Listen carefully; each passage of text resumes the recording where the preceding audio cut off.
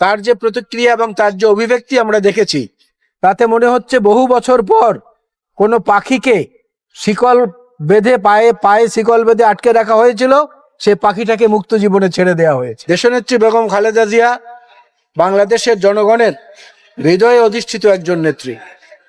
তিনি সামরিক বাহিনীর একজন সূর্য সৈনিকের স্ত্রী হিসাবে আমাদের ক্যান্টনমেন্টে এবং সামরিক স্থাপনায় যাবেন, এটাই খুব স্বাভাবিক, বিশেষ করে সশস্ত্র বাহিনী দিবসের অনুষ্ঠানে।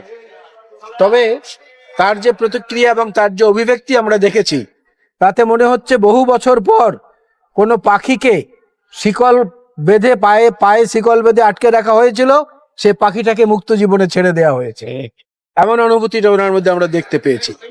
তো আজকে এখান থেকে আমাদের পক্ষ থেকে আরেকটি কথা আমরা বলতে চাই আমাদের প্রতিরক্ষা বাহিনীর উদ্দেশ্য করে।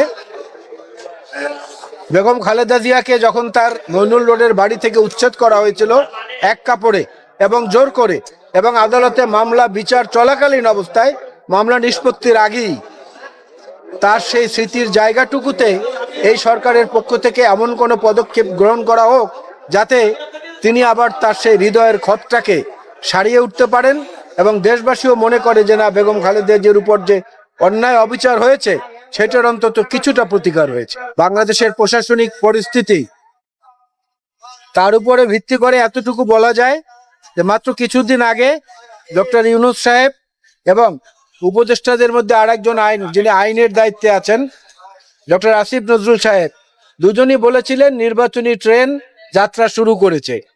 তো সেইটার একটা পদক্ষেপ আমরা কালকে দেখলাম যে হ্যাঁ, প্রধান নির্বাচন কমিশনার সহ আরো 4 জনকে ইতিমধ্যে নিয়োগ দেওয়া হয়েছে।